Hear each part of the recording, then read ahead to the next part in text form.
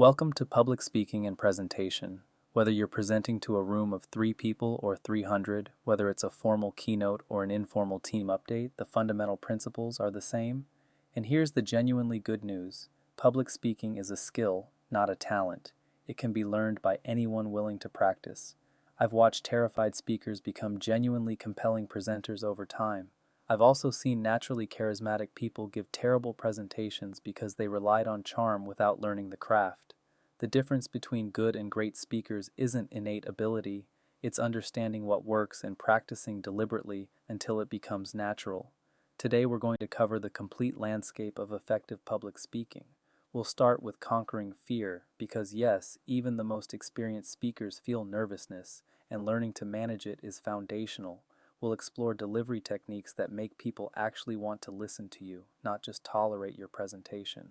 We'll learn how to open strong, because the first 30 seconds often determine whether you have the audience's attention for the next 30 minutes. We'll learn how to close memorably, because what you leave them with is what they'll remember. And we'll tackle the moments that terrify most people, going blank mid-sentence, facing hostile questions, and realizing you're losing the room. By the end of this hour, you'll have a practical toolkit for speaking in any setting. These aren't abstract theories. These are techniques you can apply in your very next presentation. Let's begin with the fear, because that's what stops most people before they even start. Let's start with the reality that every speaker faces, fear. The question isn't whether you'll be nervous, you will be. The question is whether you'll manage that nervousness effectively or let it manage you. Let me start with a truth that might surprise you. Every experienced speaker feels nervous before presenting, every single one. The difference is they've learned to manage it, to use it rather than be paralyzed by it.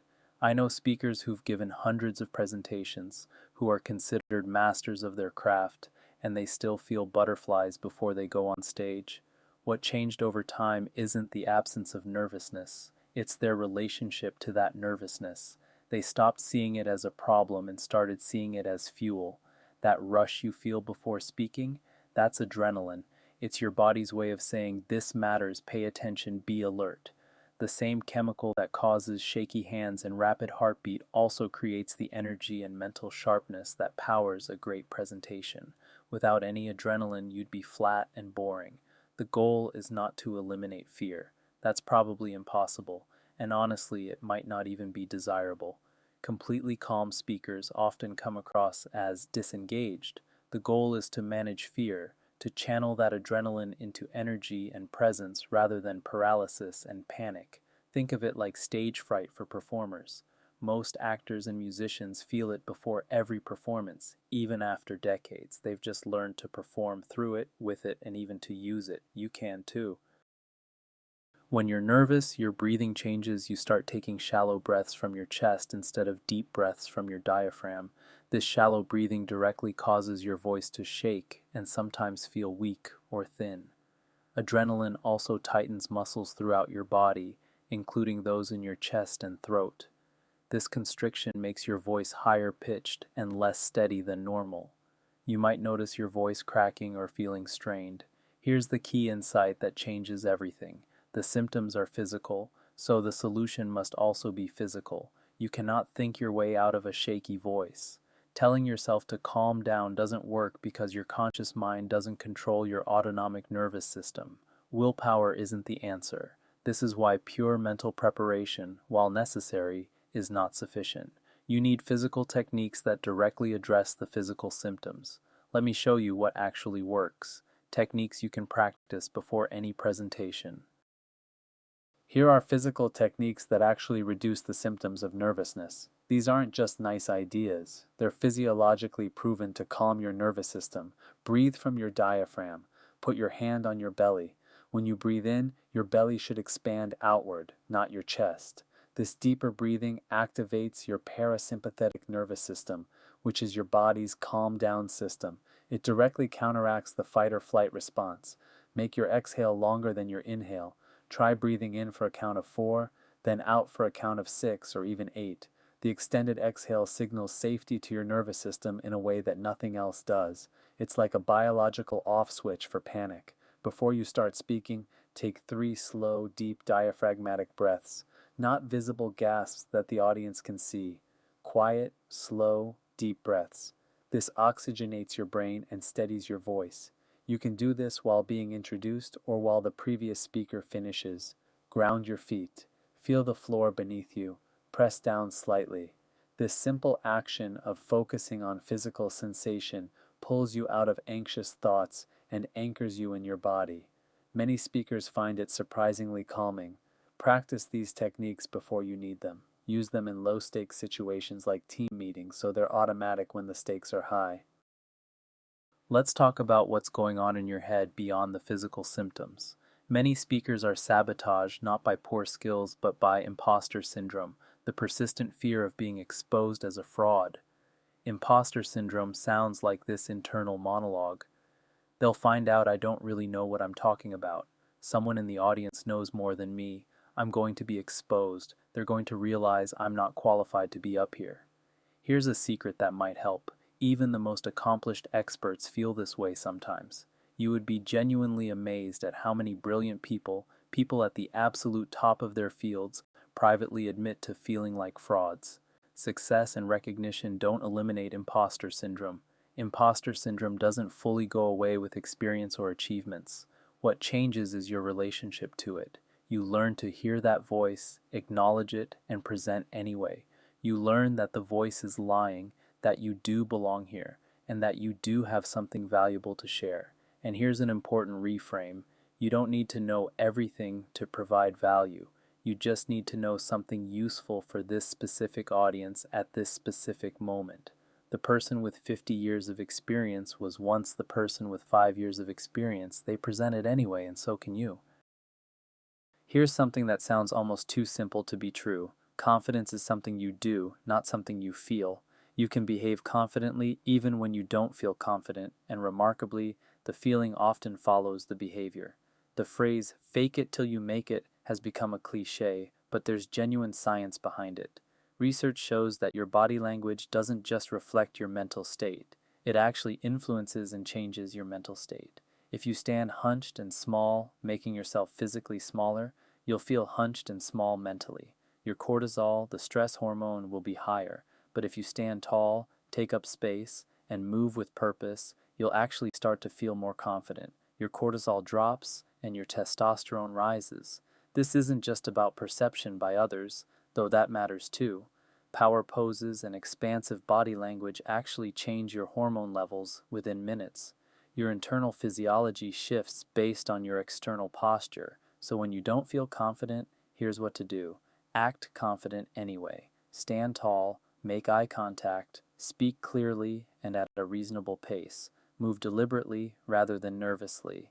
The feeling of confidence often catches up with the behavior of confidence. This is why rehearsal matters. You practice the confident behavior until it becomes natural. The absolute best way to feel confident is to be genuinely prepared, but there's a right way and a wrong way to prepare. Let's talk about preparation strategies that actually reduce anxiety rather than just consuming time.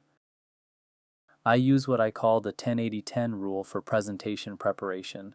It's a structure that maximizes impact while minimizing the anxiety that comes from trying to memorize everything. The first 10% of your presentation should be memorized and polished. This is your opening. You know exactly what you're going to say and exactly how you're going to say it. No improvisation needed, no thinking required. Why focus so much on the opening? Because the first minute or two is when you're most nervous. Your adrenaline is highest. Your brain is least reliable. If you have to think about what to say while also managing nerves, you'll stumble. But if the opening is completely automatic, you can focus on calming down while the words take care of themselves. The middle 80% should be known, but not word for word scripted. You know the key points, you know the flow and transitions, you know the stories and examples, but the exact words can vary. This feels more natural and conversational. It allows you to adapt to the audience and the moment. The last 10%, you're close, should be as polished as you're open. You know exactly how you're going to end. This prevents the common problem of trailing off with something like, "So, yeah, that's basically it. Any questions?" Your close should land with intention. This structure means you only have to truly memorize about 20% of your content. The rest is comfortable familiarity, not rote memory. Let me tell you about the rehearsal mistakes most people make because they're almost universal. Reviewing your slides in your head is not rehearsal. Reading through your notes silently is not rehearsal. Thinking through what you'll say is not rehearsal. These activities might feel productive, but they don't prepare you for the actual experience of speaking. Rehearsal means saying the words out loud, as if you're actually presenting, ideally standing up. This feels awkward when you're alone in your office, but it's absolutely essential. Speaking out loud reveals pacing problems, awkward phrases, and transitions that don't work. You simply cannot catch these issues by reading silently. Time yourself during rehearsal. Presentations almost always run longer in reality than they do in your head. A talk you think is 30 minutes might take 45 minutes when you actually deliver it, with natural pauses, audience reactions, and a slower conversational pace. Record yourself and force yourself to watch the recording. This is painful. Nobody likes watching themselves. But it's the fastest way to spot distracting habits. Filler words like and you know, pacing problems, weird gestures, where you look when you're thinking. If possible, practice in conditions similar to the real presentation. Stand up if you'll be standing. Use the actual slides. Present to a test audience, even if it's just one person. The more familiar the conditions feel, the less novel stress you'll experience on the actual day. Much of presentation anxiety comes from uncertainty. Will I remember what to say? What if I lose my place? What if the technology fails? The antidote to this uncertainty is over-preparation that creates genuine earned confidence. When you truly know your material cold, when you could deliver the core message even if every slide disappeared, a profound calm replaces the anxiety. You're not relying on the slides as a crutch or a teleprompter. You're using them as visual support for content you fully own. Here's a test. Could you give a coherent version of your presentation with no slides at all? Just you talking to the audience? If not, you're not prepared enough. You're dependent on the slides rather than supported by them. This level of preparation takes more time up front, but it pays dividends in reduced anxiety and increased flexibility. You can adapt to questions, skip sections if time is short, or expand on topics the audience finds interesting. You're driving the presentation rather than being driven by it. Confidence that comes from true mastery of your material feels different from performed confidence. The audience can sense the difference. One is solid and grounded, the other has a hint of desperation underneath. Elite athletes have long used visualization to enhance performance. They mentally rehearse their races, games, or routines before competing. The same technique works for speakers. Before your presentation, spend a few minutes with your eyes closed, visualizing success. See yourself walking to the front of the room with confidence. See yourself delivering your opening smoothly. See the audience nodding and engaged. See yourself handling a question with poise. If you can visit the actual room in advance, do it. Stand where you'll stand. Look at the seats. Imagine them filled with people. Get familiar with the space so it doesn't feel foreign on the day of the presentation. Visualize positive audience reactions. See people taking notes, leaning forward with interest, smiling at your stories. This isn't magical thinking. It's programming your brain for success rather than failure. What you visualize, you're more likely to create. Your brain doesn't fully distinguish between vividly imagined experiences and real ones. When you visualize success repeatedly, a part of your brain feels like you've already done this successfully before. That reduces novelty stress and increases confidence. Spend 5 minutes on visualization before any important presentation. It's time well invested. Developing consistent pre-presentation rituals can significantly reduce anxiety and set you up for success. Arrive early, not just on time, but genuinely early. This gives you time to get comfortable with the space, handle any unexpected issues, and settle your nerves before people arrive. Rushing in at the last minute elevates stress unnecessarily. Test all technology before anyone arrives. Click through your slides. Make sure the projector works. Test the microphone if there is one. Check that videos play correctly. Technical problems mid-presentation are incredibly disruptive to your focus and credibility. Eliminate them in advance. Find a private space for your final preparation. A bathroom, an empty office, Anywhere you can have a few minutes alone, use this time for your breathing exercises, your visualization, your final mental review. Don't spend your last moments chatting nervously with early arrivals. Develop a consistent warm-up routine. Maybe it's specific breathing exercises. Maybe it's listening to a particular song that energizes you. Maybe it's reviewing your opening one final time. Whatever it is, doing the same ritual before each presentation creates a sense of familiarity and control that reduces anxiety. These rituals aren't superstitions. They're deliberate practices that put you in the optimal mental and physical state for performing well. Now let's talk about delivery, the skills that make people actually want to listen. Your content might be excellent, but how you deliver it determines whether that content reaches the audience. I've witnessed brilliant content presented so poorly that no one absorbed it. The ideas were important, the research was solid, but the delivery was so flat that the audience mentally checked out within minutes. I've also seen thin content presented so compellingly that it changed minds and inspired action. How you say something matters as much as what you say, maybe more. Delivery isn't just the packaging around your content. It's an integral part of how that content is received and remembered. Energy is contagious. This is a fundamental truth of human interaction. If you're genuinely excited about your topic, the audience is more likely to feel that excitement. If you're bored, tired, or just going through the motions, they'll feel that too. They take emotional cues from you whether you want them to or not. Monotone delivery, speaking with the same pace, same pitch, same energy throughout, is a fast track to losing attention. Even if your content is interesting, monotone delivery signals that you yourself find it boring. Your voice is an instrument. You need to learn to play it with variation. And here's a liberating principle. Connection beats perfection. You don't need a technically flawless delivery. You need the audience to feel that you're talking with them, not just at them. Authenticity and genuine engagement cover a multitude of technical imperfections. The most underused tool in public speaking is silence. Most speakers are terrified of pauses. They feel like every moment of silence is an eternity of judgment, so they rush to fill every second with words. This is exactly backwards. Pause before your key points to create anticipation. The silence says to the audience, what's coming next is important. They lean in, their attention sharpens. The pause creates a frame around what follows. Pause after your key points to let them land. If you immediately move to the next thing, the important point gets lost in the flow of words. But a pause after a key statement creates space for absorption.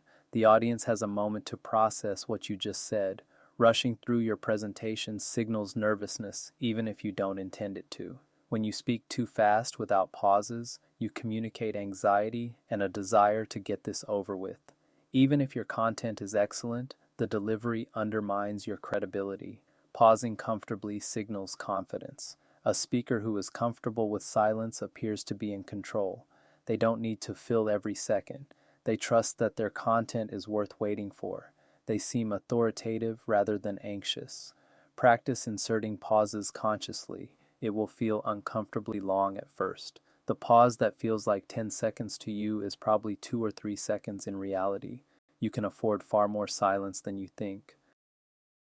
Your voice has multiple dimensions you can vary to keep the audience engaged and to emphasize your most important points. Pace is the first dimension. Slow down when you're making an important point. Speed up during transitions or less critical information. The contrast itself creates interest. If everything is at the same pace, nothing stands out. Volume is another dimension. Most speakers think louder equals more emphasis, and sometimes it does, but speaking more quietly can be equally powerful. When you drop your volume, the audience has to lean in to hear you.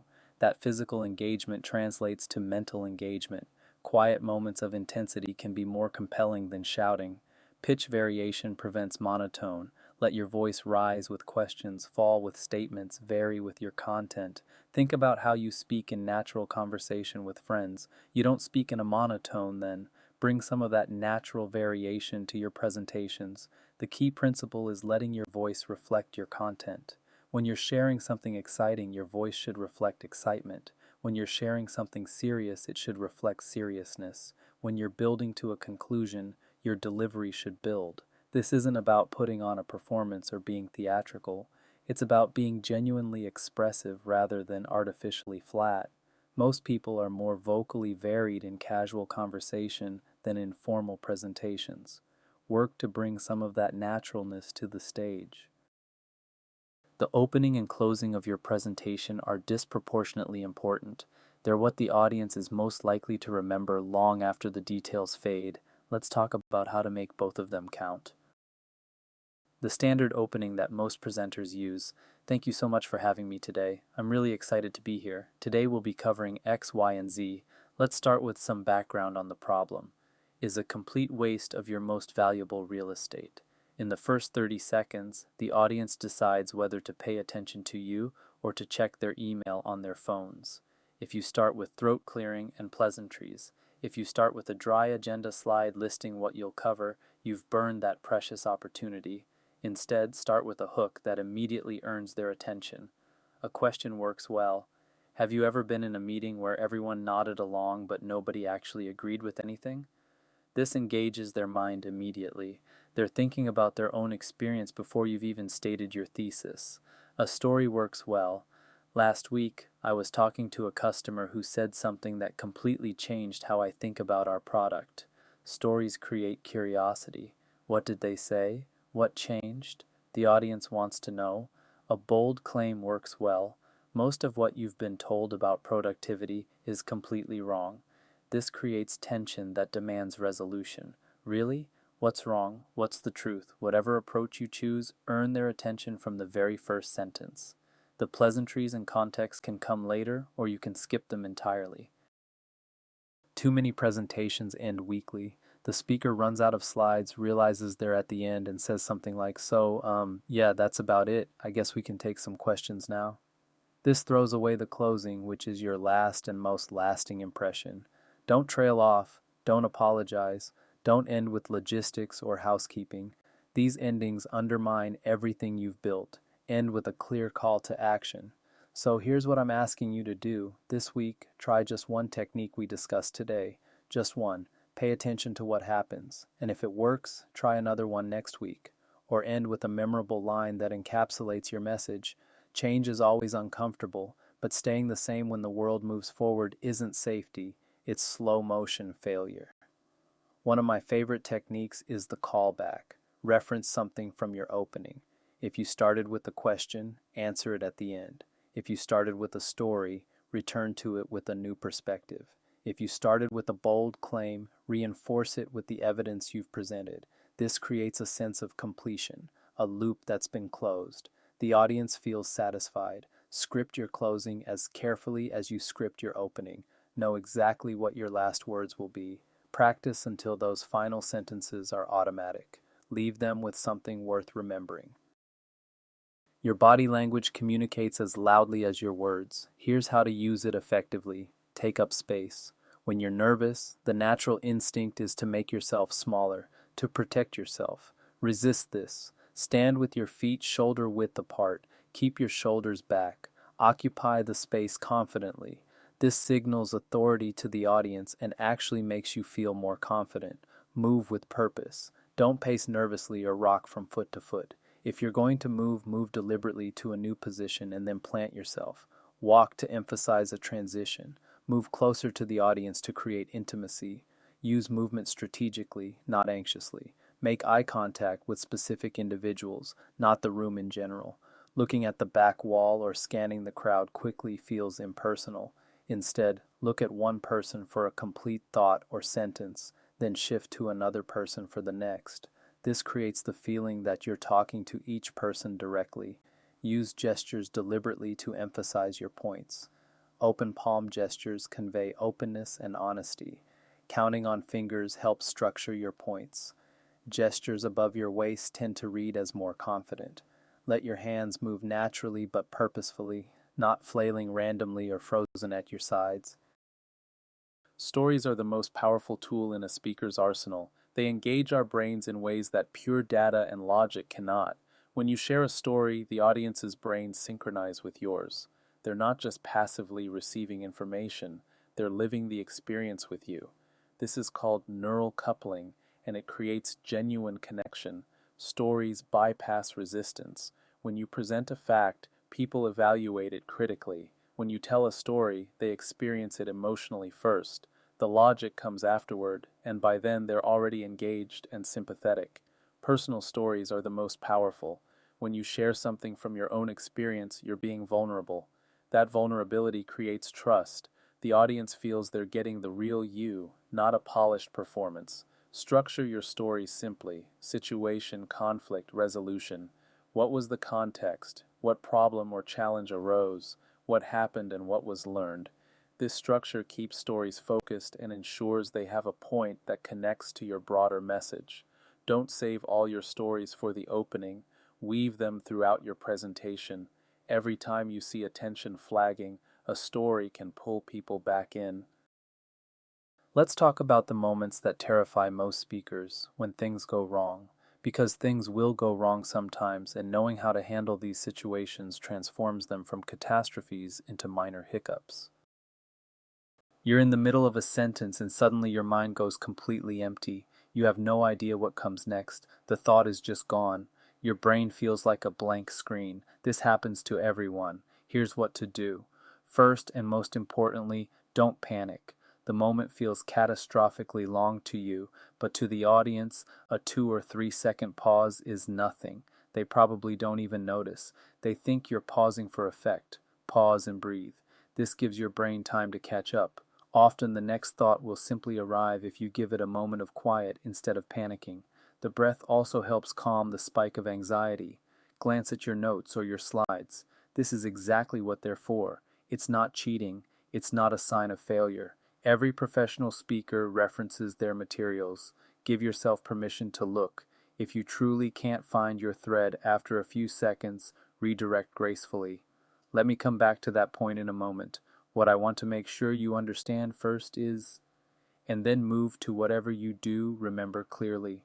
You can return to the skipped point later, or you might find that it wasn't actually essential to your message. The audience is on your side. They want you to succeed. They're not hoping you'll fail. A brief stumble handled with grace doesn't undermine your credibility. Sometimes it even enhances it by making you seem more human. Sometimes you'll face a question that's more attack than inquiry. Maybe someone disagrees with your premise. Maybe they're trying to make you look foolish. Maybe they're just having a bad day. Here's how to handle it. First and foremost, stay calm. Your composure is your credibility in this moment. If you get defensive or angry, even if you're justified, you lose the room. The audience will remember your reaction more than the attack. Staying calm under pressure makes you look professional and unflappable. Acknowledge their concern before responding. I understand your concern about the timeline. That's a fair question. This disarms hostility and shows that you're listening rather than just defending. It also gives you a moment to formulate your response. Bridge back to your key message. Answer the question if you can, but then connect back to your central point. The timeline is aggressive, you're right, and that's exactly why the approach I'm recommending is critical, because it allows us to move faster without sacrificing quality. Remember that you don't have to accept false premises embedded in questions. Why did your team's solution fail? Assumes your solution failed. You can address the premise directly. I don't agree that it failed. What I'd say is that we learned important things in the first phase that are informing our approach now. You can often tell when you're losing the audience. Eyes are on phones instead of you. Side conversations have started. People have that glazed, distant expression that means they're physically present but mentally elsewhere. Here's what to do. First, acknowledge it to yourself. You've lost them. Continuing exactly as planned won't magically recapture their attention. Something needs to change. Speed up or skip ahead. Let me skip ahead to what I think is the most important point here. Cut the tangents, abandon the supporting details, get to the core message that actually matters. The audience will appreciate the pace change. Ask a question to re-engage. Let me pause here. I'd love to hear what questions you have so far, or how many of you have experienced this problem yourselves. Questions change the dynamic from passive listening to active participation. They wake people up, share a story. Stories always recapture attention, even from a distracted audience. Our brains are wired for narrative. Even a brief anecdote can pull people back in. And here's advice that most speakers resist: end early. If you've made your key points and the energy is dying, wrap it up gracefully. I want to leave plenty of time for questions rather than going through every detail. The audience will be grateful. Leaving them wanting more is infinitely better than leaving them exhausted and resentful. Technology will fail at the worst possible moment. The projector won't connect, your slides won't display correctly, the video won't play, the microphone will cut out. How you handle these moments defines you as a speaker. First, always have a backup plan. Email yourself the slides, have them on a USB drive, keep a PDF version that doesn't require specific software. If there's critical content, be prepared to explain it without visual support. When technology fails, don't apologize excessively. One brief acknowledgement is fine. Let me work around this technical issue, then move on. Extended apologies and visible frustration make the situation worse and damage your credibility. The audience follows your emotional lead. Keep the presentation moving. Let me continue with the next point while the tech team sorts this out. Don't stand there awkwardly troubleshooting while 20 people watch. Either fix it quickly yourself or have someone else handle it while you continue presenting. This is where knowing your content cold pays off. If your slides disappear entirely, can you still deliver your core message? If not, you're too dependent on the technology. The best speakers could give a compelling version of their presentation with nothing but their voice and their ideas. The Q&A portion of a presentation is where many speakers lose control. Here's how to manage it effectively. Set clear expectations up front. I'll take questions at the end, or feel free to interrupt with questions as we go. Either approach works, but the audience should know what to expect. This prevents awkward interruptions or frustrated audience members saving questions for too long. When someone asks a question, repeat it for the room before answering. The question is about our timeline for Phase 2. This ensures everyone heard the question, gives you a moment to formulate your response, and allows you to subtly reframe hostile questions into neutral ones. Use "let's take that offline" strategically. When a question is too detailed, too specific to one person, or taking you down a tangent, redirect gracefully. That's a great question that deserves more time than we have here. Can we connect after to discuss? This protects the broader audience's time while acknowledging the questioner. Always end on your terms. Don't let Q and A just peter out until someone looks at the clock. When time is nearly up, say, "Let's take one more question." Answer it, then close deliberately. Thank you all for your questions and your attention today. You should have the last word, not a random questioner. Let's talk about slides and visual aids. They can enhance your presentation or they can undermine it. The difference is in how you design and use them. Here's a fundamental principle that most presenters violate. If your slides could be sent as a document and fully understood without you presenting, then why are you there? You've made yourself redundant. Slides are visual aids. They support and enhance what you're saying. They are not your script. They are not a teleprompter. They are not a replacement for preparation. The most common mistake is putting too much text on slides. When there's a lot of text, the audience reads the slide instead of listening to you. They read faster than you speak. They finish the slide and then wait impatiently for you to catch up. You've lost them. Less text is almost always better. A powerful image with a few words, a simple diagram, a single phrase that captures the essence. These give the audience something to look at that reinforces what you're saying without competing with it. The audience should be looking at you most of the time, not at the screen. You are the presenter. The slides are your supporting cast. If the slides are the star and you're just the person clicking through them, something has gone wrong in your preparation. Let me share some design principles that will immediately improve your slides. One idea per slide. This is a rule worth following religiously. When you have multiple ideas competing on the same slide, the audience doesn't know where to focus. Their attention splits. Neither idea lands properly. If you have 3 points to make, use 3 slides. Use visuals instead of bullet points whenever possible. A compelling image is remembered far longer than text. A diagram that shows relationships beats a list that describes them. Our brains process visual information faster and retain it better than text. High contrast between text and background is essential for readability. This seems obvious, but I regularly see presentations with light gray text on white backgrounds or dark blue text on black. If people in the back row can't read your slides easily, you've failed at the most basic level.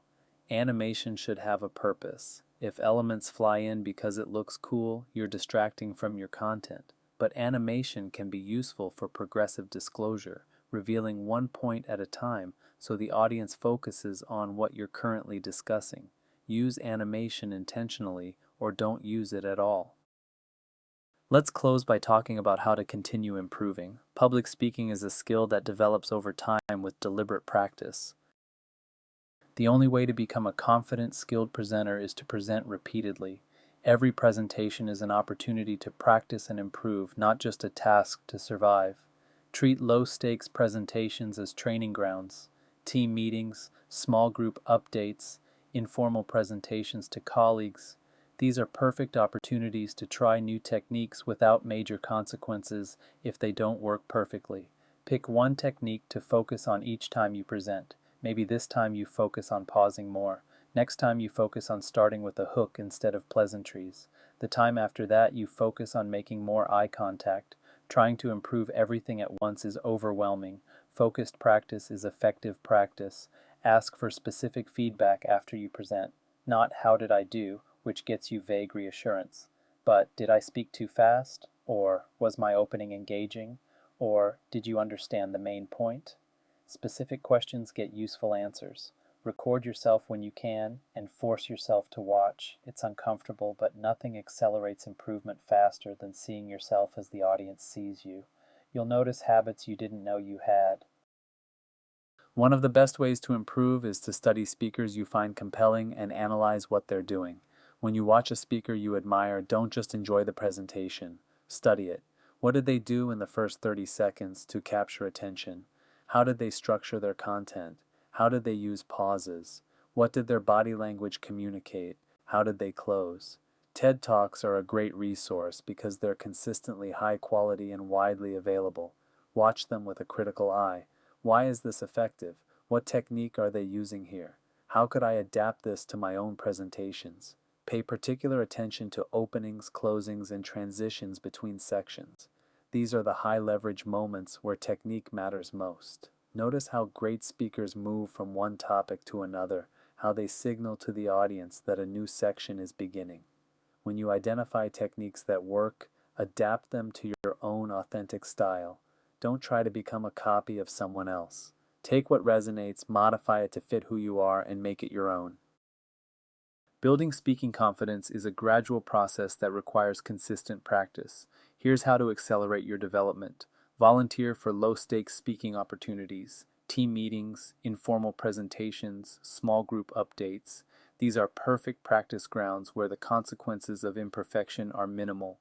Say yes to opportunities that might feel uncomfortable. Consider joining Toastmasters or a similar public speaking group. These organizations provide structured practice in a supportive environment. You get regular speaking opportunities, constructive feedback, and a community of people working on the same skills. The investment of time pays enormous dividends. Record and review yourself regularly. I know I've mentioned this before, but it bears repeating because so few people actually do it. Set up your phone to record your next presentation. Force yourself to watch it. The feedback is invaluable even if the experience is uncomfortable. Celebrate progress, not perfection. You will never be a perfect speaker. Neither will anyone else. What matters is that you're better than you were. Notice your improvements. Acknowledge your growth. This positive reinforcement keeps you motivated to continue developing. Speaking is a skill like any other. The more you practice with intention, the better you get. Start today with whatever opportunity is in front of you. Virtual presentations have become a permanent part of professional life, and they require specific adaptations. Look at the camera, not the screen. This is the virtual equivalent of eye contact. When you look at the camera lens, the audience sees you looking at them. When you look at the screen, they see you looking down or to the side. Put a sticky note near your camera to remind yourself. Lighting matters enormously in virtual settings. Light your face from the front, ideally from a window or a ring light. Avoid having bright light behind you, which turns you into a silhouette. Good lighting makes you look professional and engaged. Your energy must be higher than in person. The screen flattens everything. What feels energetic to you in the room might come across as flat on video. Amp up your vocal variety, your facial expressions, and your hand gestures. It will feel exaggerated but will read as normal.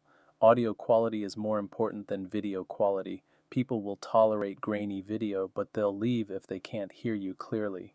Invest in a decent microphone. Test your audio before any important virtual presentation. Virtual presenting is a distinct skill from in-person presenting. The principles are similar, but the execution differs. Practice specifically in the virtual format to build competence there. Different speaking contexts require different approaches, though the core skills remain the same. Here's how to adapt. Team meetings are less formal and more conversational. You can be more spontaneous, more interactive, more willing to explore tangents. The relationship is ongoing, so you don't need to establish credibility from scratch. But don't mistake informal for unprepared. Even casual updates benefit from clear structure and intentional delivery. Client presentations are outcome focused. You're usually trying to persuade, to win business, to build confidence. Polish matters more here. Your credibility is on the line. The structure should guide them toward the conclusion you want. Every element should serve the goal of moving the relationship forward. Conference talks are part education, part entertainment. The audience chose to be there, but they could leave at any moment. You need to hold their attention with compelling content and engaging delivery. Stories become especially important. Personality comes through more. The bar for being memorable is higher. The core skills, managing nerves, structuring content, opening strong, using pauses, handling questions, transfer across all these contexts. What changes is the degree of formality, the relationship with the audience, and the specific outcomes you're trying to achieve. Build the fundamentals and then adapt them to each situation. I want to close by making this actionable. Don't try to implement everything from today at once. That's overwhelming and counterproductive. Pick one technique, just one. Maybe it's pausing more deliberately. Maybe it's starting with a hook instead of pleasantries. Maybe it's making eye contact with specific individuals. Whatever resonated most with you, choose that. Apply it in your next speaking opportunity. This could be tomorrow's team meeting, a presentation next week, or even a one-on-one update. You don't need a formal presentation to practice speaking skills. After you speak, reflect on what happened. Did you remember to use the technique? How did it feel? Did you notice any difference in the audience's response? What would you do differently next time? Then repeat the cycle with a new technique. Add to your toolkit gradually. Stack skills on top of each other. Over time, they become automatic, and you can add more. This is how genuine skill development works. Not through one big learning moment, but through consistent, deliberate practice over time.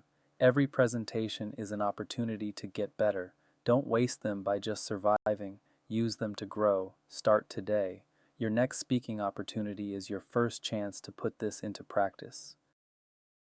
Let me close with the core principles that will serve you in every presentation. Fear is fuel. Don't try to eliminate nervousness because you probably can't and you shouldn't want to.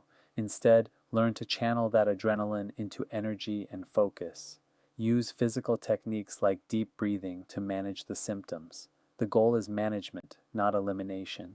Pause equals confidence. The best speakers use silence deliberately and comfortably. They pause before key points to create anticipation. They pause after key points to let them land. They're not afraid of a few seconds of quiet. Practice slowing down. You can afford far more silence than you think. Master your opening and closing. These are your highest impact moments, what the audience is most likely to remember. Script them carefully. Practice them until they're automatic. Start with a hook that earns attention. End with intention rather than trailing off. Connection beats perfection. You don't need to be a flawless speaker. You need to be genuine. You need to make the audience feel like you're talking with them, not performing at them. Authenticity and genuine engagement cover a multitude of technical imperfections.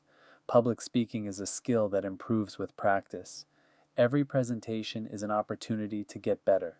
Take one technique from today and apply it deliberately in your next presentation. Then add another. Over time, you'll be amazed at your progress. Thanks for watching, and I'll see you in the next episode.